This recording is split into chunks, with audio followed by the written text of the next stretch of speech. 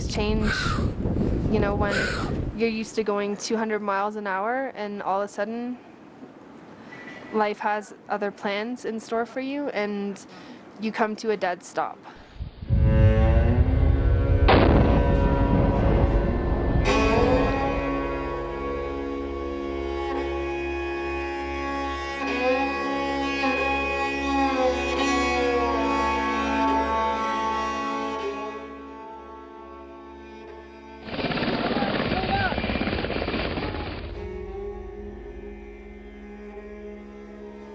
I thought I was dying. I was like, my jugular was cut. So when I saw that, I didn't even put a pressure on it. It was like, I just let myself die. So I looked at the sky, it was a great blue sky, and I was like, wow, this sky is beautiful, I'm gonna miss it.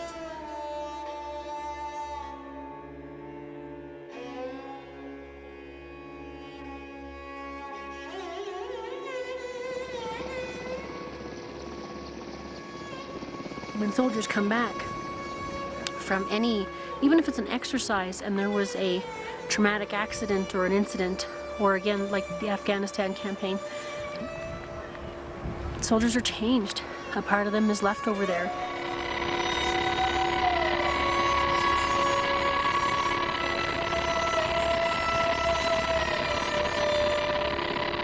It's tough to look in a former friend's eyes and know that they're there, but you lost them. And I've lost guys that are gone, like they're not coming back. And I've lost guys that are still here and they're still present, but they're not coming back, you know, and it sucks. It really sucks.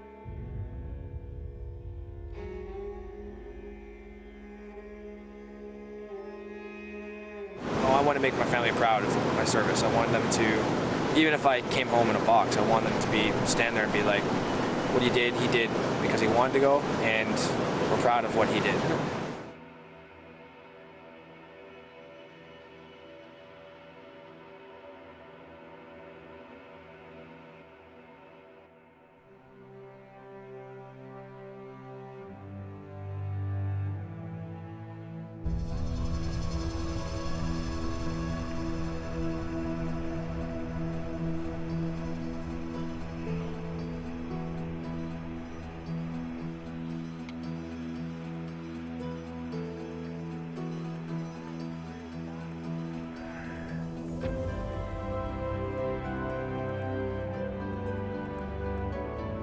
My best wish is to be jobless because there's no more war.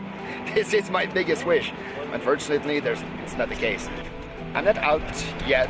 I don't know if I'll be out, but many people say you can take a man out of the army. We cannot pull out the army in front of a man. And sorry, the translation is a little bit bad, but it's the same. It's a passion. We love it. I love it. And I wish I could continue. Even my paralyzed hand, I don't know if I'll be able to continue, but I wish.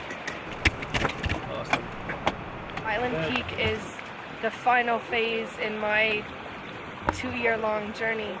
Not only my 2-year-long journey, but the 2-year-long journey that my family embarked upon.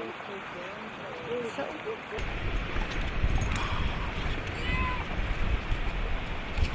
My husband's done 4 hot tours.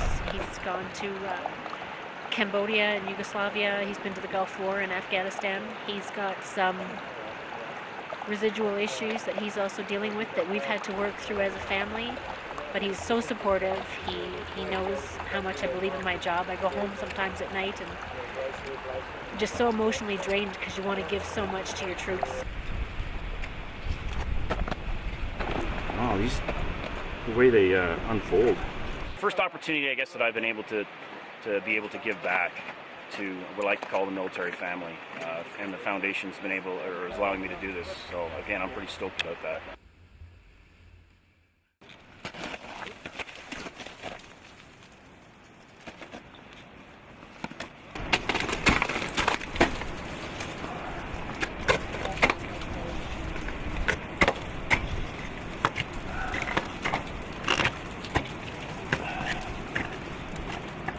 Soldiers, as they'll tell you, just the fact that they're working together as a team, this is something that they're used to doing as soldiers. and we deploy them all over the world, and they work together as a team. And when you're back from those places, or you're no longer in the forces and you're a veteran, you know, you lose a little something, right? Can I continue to serve? And so not only are they working as a team, not only are they overcoming obstacles, they're working together to serve our country again. I can say I've been craving something like this since I've been home, and I've been looking forward. I haven't been able to find it yet. So coming here, I finally feel like I'm back within a group that I can really relate to, and yeah, it feels like I'm home again.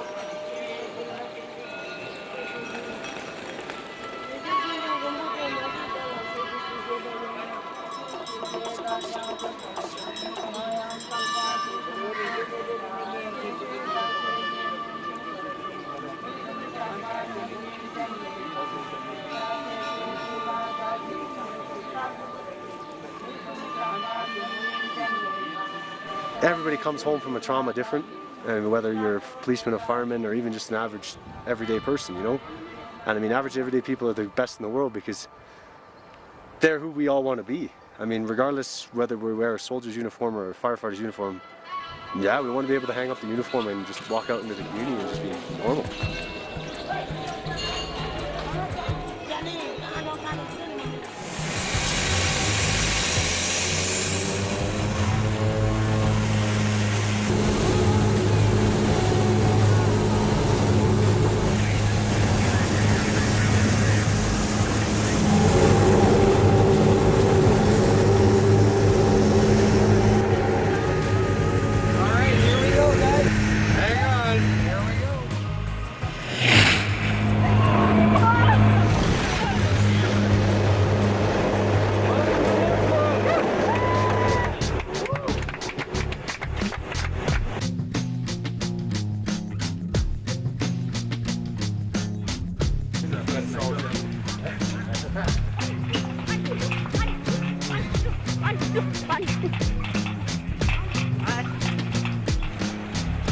Hi guys!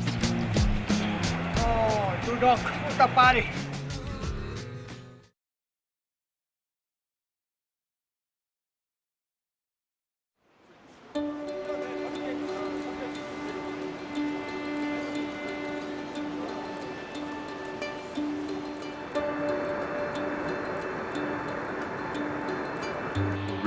Really want to push myself to the test to make sure that prove that I can still up and do this kind of thing, and just being here to be able to help get everybody else up to the top, everyone else who's still fighting the battle like myself.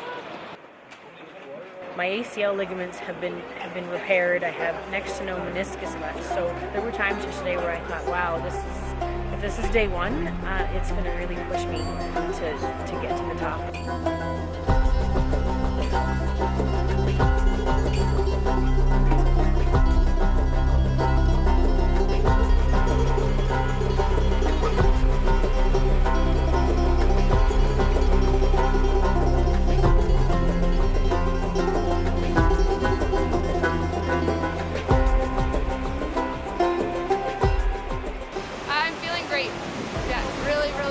Problems with my pelvis or my femur, so that's good. That's what I was worried about.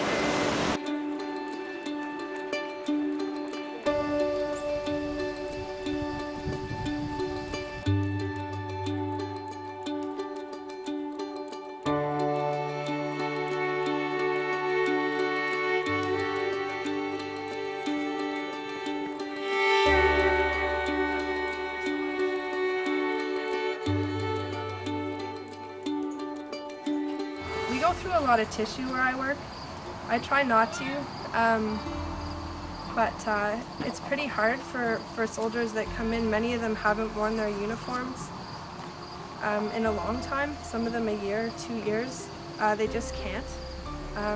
for whatever reason, a lot of times they don't feel like they're worthy, that they don't deserve to wear the uniform anymore because their bodies aren't whole or their minds aren't whole. I know I had a really hard time putting mine on. I try to maintain a professional relationship. Try not to talk too much about my own personal injuries, aside from just saying that I've been on the other side of the desk and that I do sympathize and I can feel empathy. I'm thinking I've got a lot of days to think and to strive to find that balance that I'm searching for. So I'm thinking that I'll probably dedicate one day to all of the special people in my life.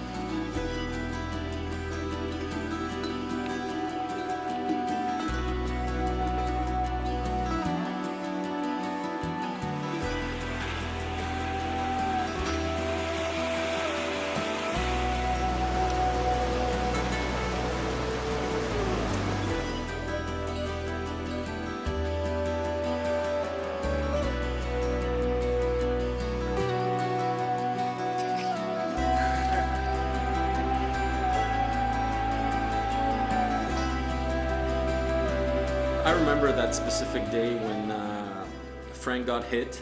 We were on patrol. We heard over our computer system that 2 Canadians were injured in Talocan. And I was worried. I didn't know if it was Frank or not, but at the same time, I knew it was him.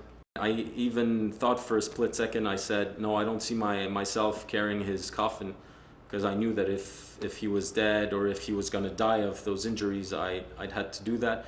And I said, no, this is not going to happen.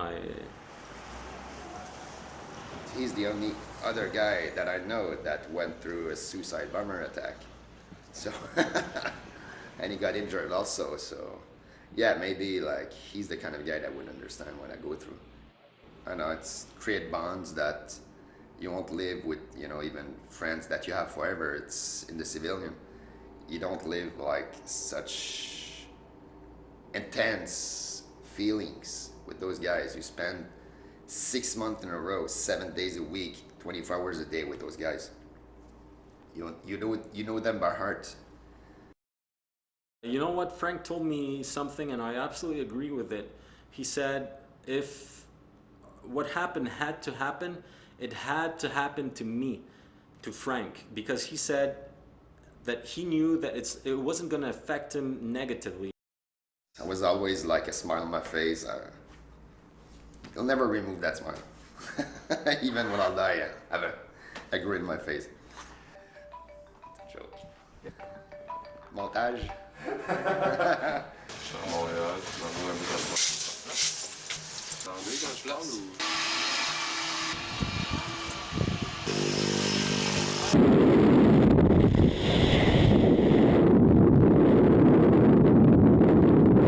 Yeah, joie de vivre. I mean, joy of life. I mean, because my philosophy in life is like never regretting something.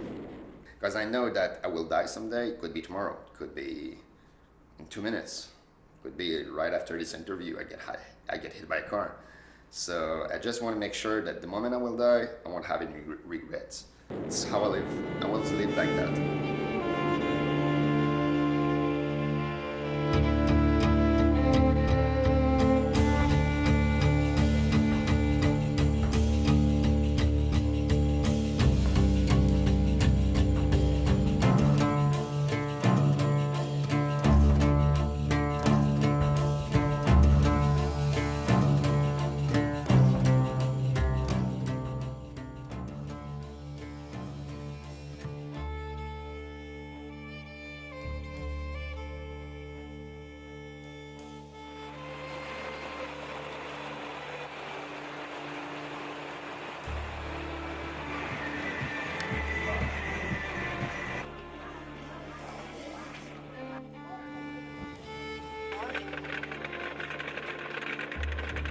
Cool.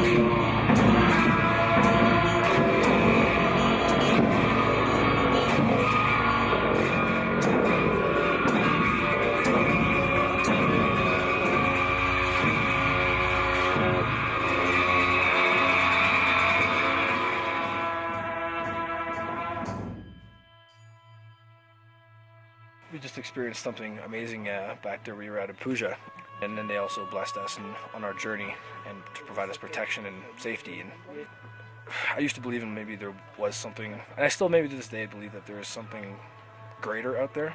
There is fate, but it only takes you so far, and then it's up to the individual person in order to take it the rest of the way. When I got hurt, people brought me books when I was in the hospital. And one of the books that they brought me was called The Art of Happiness, and I read it in the mornings, and it brought a lot of peace to me, and the philosophy of cultivating happiness and pursuing happiness. If I had to choose a religion, I think I would choose Buddhism. If you read what the Dalai Lama says, it's pretty amazing. It's about spirituality, about love, about loving life, you know, and that's what I believe in.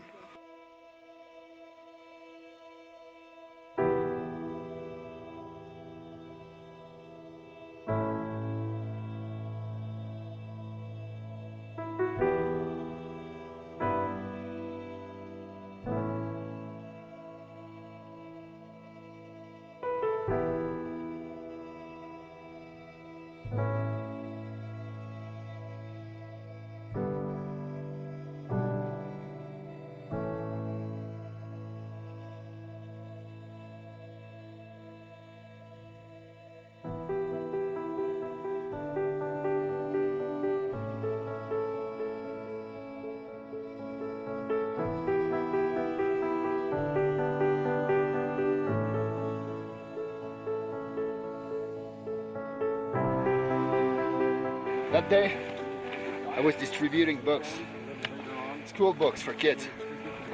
They didn't like it, so they tried to end up that program by killing me. But you know what?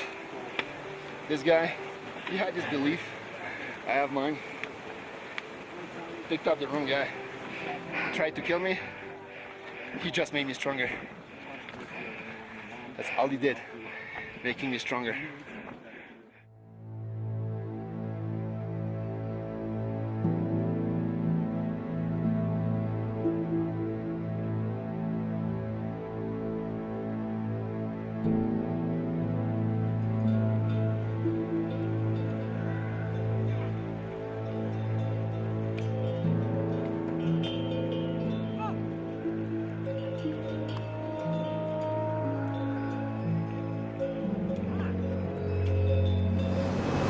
It's a very common thing in the CF when guys deploy and come back that their relationships end, and it could be they had been married for a year, it could be they've been married for 15 years, but they just it's a completely different dynamic when they get home, and no, they just can't get back to the way it was. You're a different person when you come home, and that person you're with is a different person when you come home. It's almost like starting from scratch. It was the divorce, actually, that really kickstarted my writing again, because I was I was in a really bad place during that time, and I needed to just get things out. I was even more pissed off than I was when I first came home during that time. There are so many families that break up when soldiers come home. And I think too many people wave it off as, oh, that's just life, or that's just the way it is, rather than looking to the root of the problem and seeing if that soldier really needs some assistance or some help psychologically dealing with what they went through and what they've seen. When I started having kids, I'd come back and I'd take a step back. I'd sit and I'd watch what my wife was doing with the children, and I'd actually try to slide my way into the family instead of just barging in and changing everything the family's been doing for 6 months. I'd just sit back and watch to learn how she does it. That way it isn't such a massive ripple in life. I still go hang out with a good buddy I was overseas with. 2 years later, all we talk about is tour. And anyone who come with us, they all tell us, like, you guys are still over there. You haven't come home yet.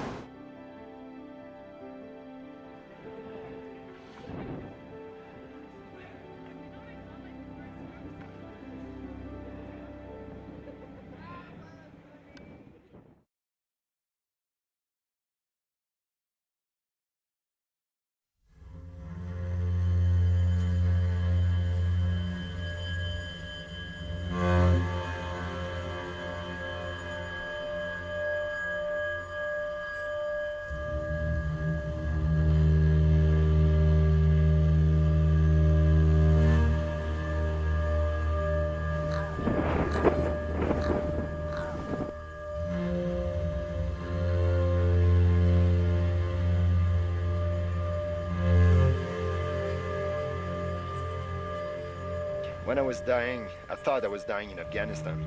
In a certain way, I was happy. I had a good life, I had a great life, and I was dying doing something I liked. For me, that's it. This is mortality.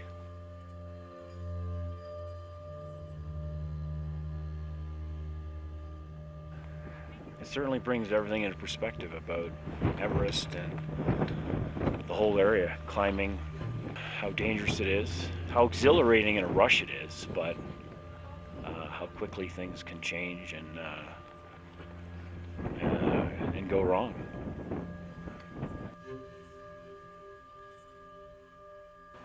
This place, to be commemorated here, it's probably one of the most beautiful places that I've ever been to, let alone probably one of the most beautiful places that exists in this world.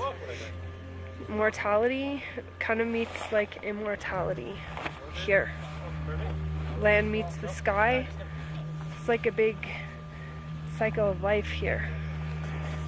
Can't think of a better place to think of them, the ones that are here and the ones that have passed away, than where we are amidst memorials of some of the world's greatest climbers, Canadians and international. So that's for Grandpa Mandy, RSM, previous service, amazing guy, passed away a bit ago. People are afraid of death because they don't know what it is, but who knows? No one knows. So maybe death is actually better than life. So, that's a mentality that also helped me go through what I lived in Afghanistan, trying to understand why me, why not the others. It's just faith, destiny, whatever you want to call it.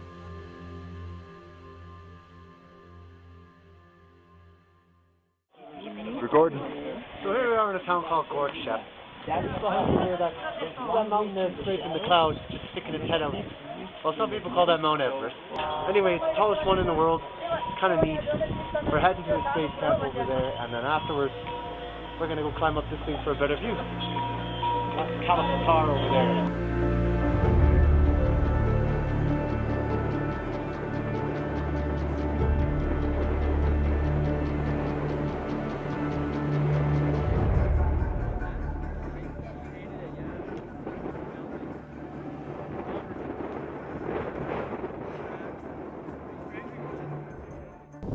TUSAT this morning was 81, and it's gone down as low as 74. And home, that's emergency.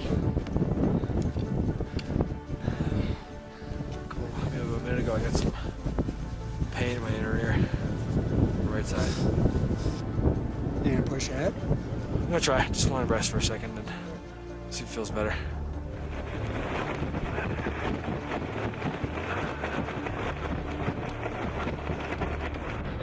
Life is so short.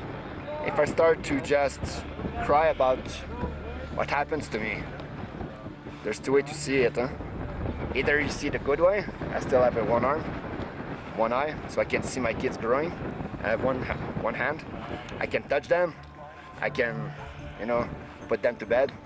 That's why I like all this. With one eye, I can see all this. It's enough. I don't need to.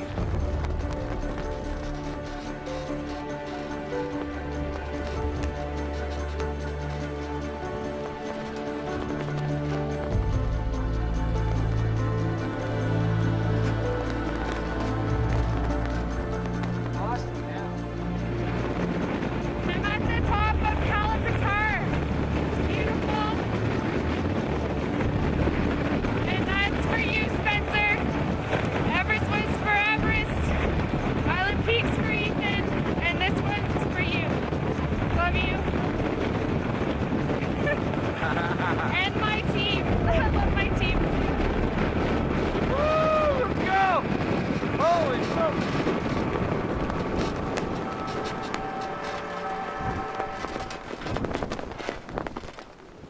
Way oh, way oh, way oh, way oh, way oh, way oh, way oh, way oh. They took away my gin and rum. Took away my gin and rum. Now I'm up before the sun. Now I'm up before the sun. Like a lot of new troops, when they go over, they come back with a pocket full of money and no real reason to save it. So I paid off a few bills and then I partied a lot of it away. There were guys that came home and they didn't have that family support network, which again, to me, I think is the most important. You know, you're grounded at home and everything else, and you know, if you don't have that support, then yeah, you're going to turn to other avenues, unfortunately. You know, the guy drinking alone or the girl drinking alone or the person punching walls or yelling at the wind, but how do you reach out to them? And especially if you knew them before, that's the key part. Like, and the worst part is you treat them normal sometimes, and I mean, that's exactly what they want to be. But for someone going through something, sometimes when you treat them normal, they really hate you because they think you're lying to them.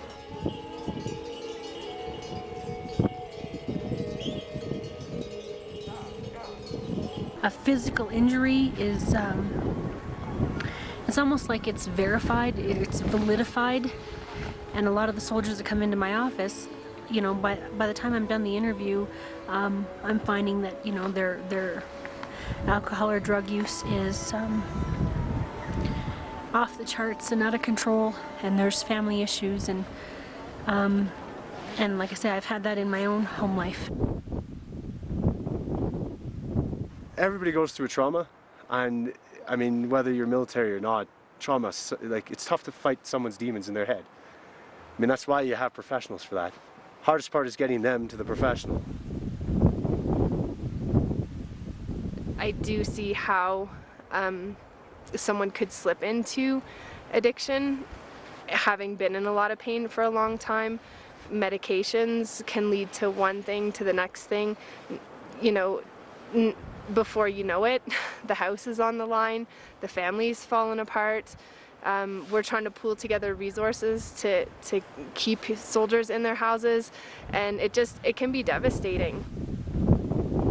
I mean, what's going in their head, I don't know. In my head, is something maybe different. That's what's going on their head, and I'm not on their head, so it's pretty hard to say. But yeah, some people will go with the bottle, some people will go with drugs, some people will quit the army after one tour because they don't fit in that pattern anymore. It's sad, but it's like this. I've seen, and I've done it myself, you burn out friends. Like when you start dumping on people, you really start burning them out, and it's tough, but yeah, I mean, I hope that with this, there's, like, I gotta tell you, there was times there I would have loved to have a phone number just to call, because you can only burn people out so much. Like, sorry. I don't want to fucking think about this shit at all.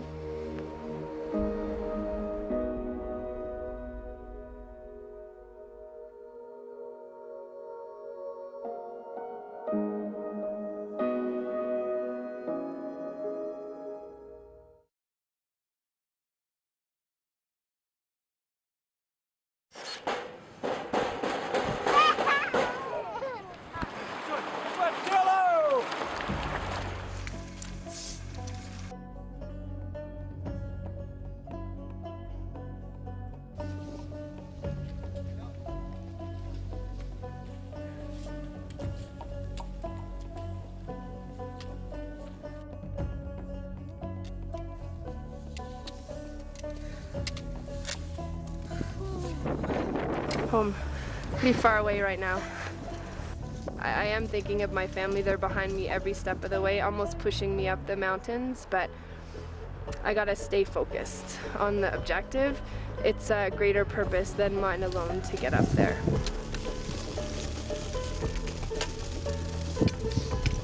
I got to use the satellite phone yesterday and talk to my husband. And he said, every step you take, when you feel like you can't go any further, we're right behind you, helping you push forward. And I know they are, I can feel it. So, yeah, I miss home.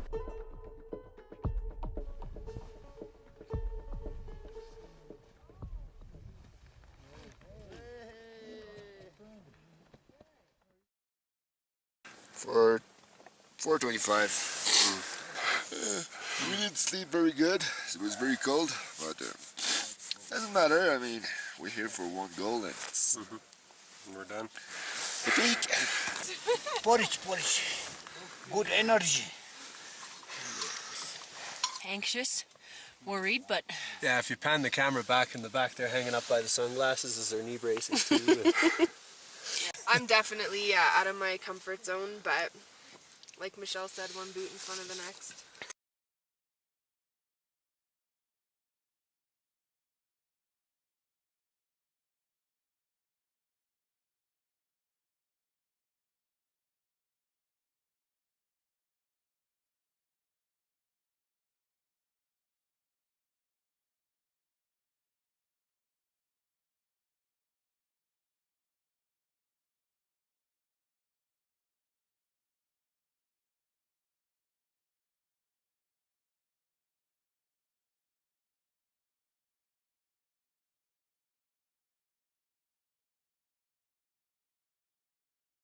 It's easier to go farther when you have something to focus on. Instead, if we don't have that common enemy to fight and surpass, we're going aimlessly. So we don't come together as a team as well if we don't have that common goal.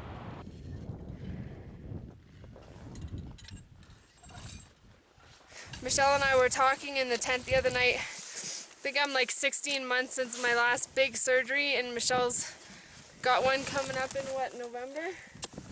So to even be here, like, pretty cool.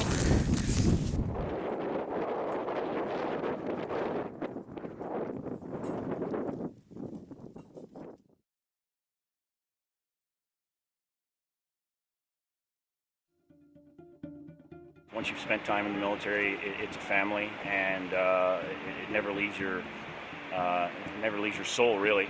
It's like we've served together anywhere with this group. It's actually really inspiring.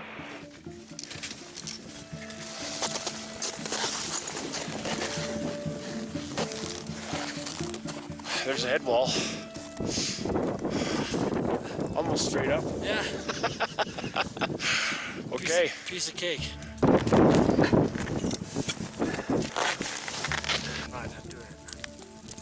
Every time going uphill, all of a sudden you're really short of breath. And I don't think it really matters how fit you are. You just start to get out of breath because you're not getting as much oxygen in. But you just gotta hunker down and rely on, you know, mindset that, you know, you can do this.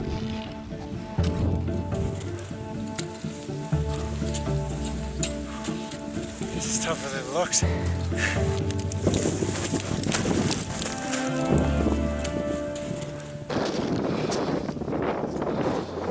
How's it feel? This is the hardest thing I've ever done.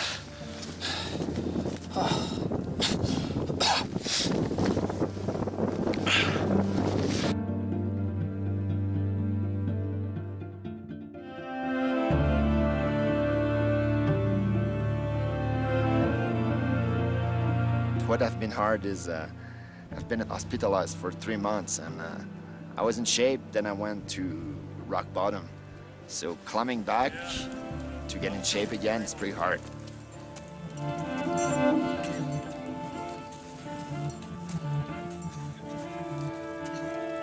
It reminds me of when we were in Afghanistan. It's the same things. It's an adrenaline rush, it's team spirit, and it's getting to the top no matter what. I just can't imagine myself not being on top of that mountain. I prefer to die.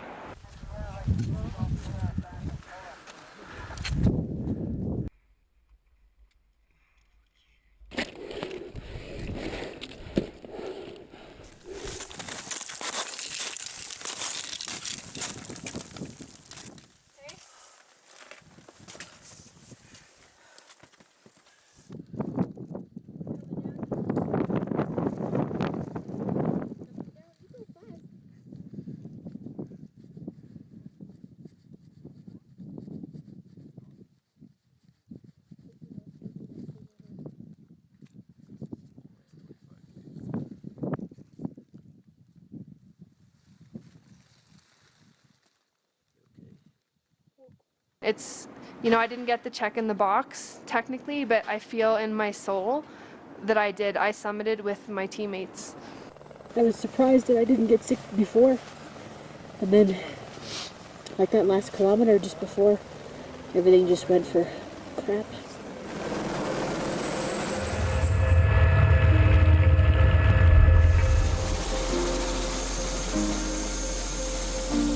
That's one of the worst things is, you know, you start with them. I remember getting off the plane with them, and you just want to finish with them.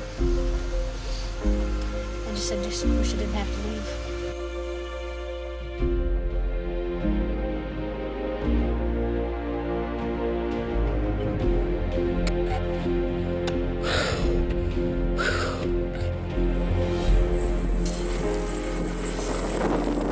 It's the most difficult thing I've done physically in my life. This peak over there, I'm gonna reach it, even if I have to crawl with my nails. I'm too stubborn. I'm too stubborn.